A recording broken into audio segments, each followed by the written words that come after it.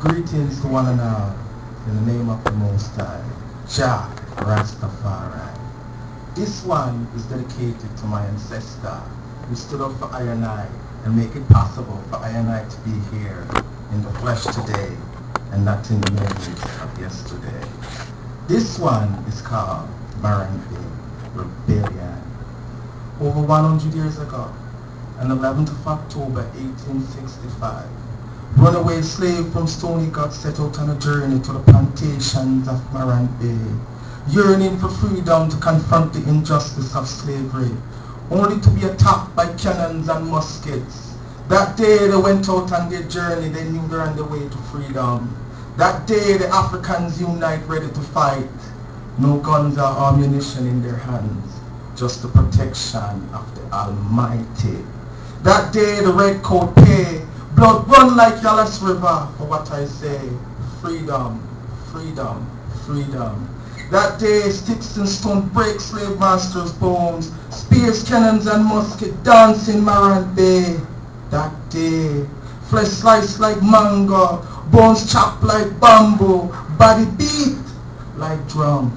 One by one the plantation was liberated. That day freedom came. In the end our population greatly reduced, a terrible price they had to pay. We may never feel their pain, but we still feel their power. To this day, I can still hear the freedom bell ringing in the high hills of eastern Jamaica. Selah.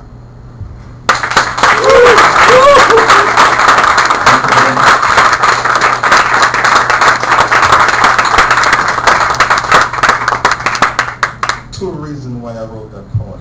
One, MORANT Bay Rebellion itself. Two, MORANT Bay Massacre.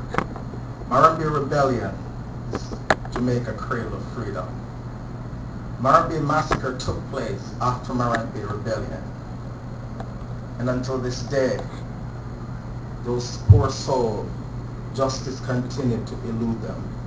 And that is why I wrote this in their honor, to recognize what they have done for me. How many of us here today knew about MORANT Day as a city? No one. That is why I'm doing this poem, because I want you to know. So when you go home tonight, you go and research MORANT Bay, the MORANT Bay Massacre. That is where I wrote this poem, to let people know where I'm coming from. So this one is in their honor. Thank you very much.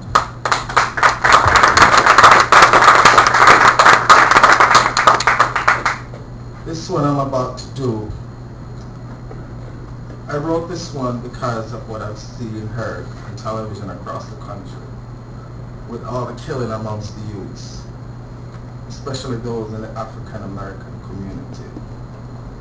This one is called To Whom It May Concern.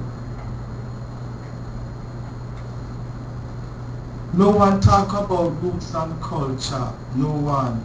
No one talk about roots and culture, no one. No one talk about roots and culture, no one. When I look at the youths of today, I saw a ship sailing without a captain, no one to guide her in, and so they keep on drifting in the trade wind. No one talk about roots and culture, no one. No one talk about roots and culture, no one. No one talk about roots and culture, no one. All they talk about is crime and violence. Nonsense. People, if they know who they are, there will be no crime or violence. Makes sense. Instead, the leaders focusing on a financial solution rather than what is costless and priceless. Who am I? No one talk about roots and culture, no one. No one talk about roots and culture, no one. No one talk about roots and culture, no one. Looking at the whole situation, I sense a presence of emptiness amongst the youths. While they're traveling down the road unknown, and now they find themselves all alone. A lesson to be learned. If you don't know where you're coming from, you won't know where you're going. Marcus Messiah Garvey. No one talk about roots and culture, no one. No one talk about roots and culture. No one. No one talk about roots and culture. No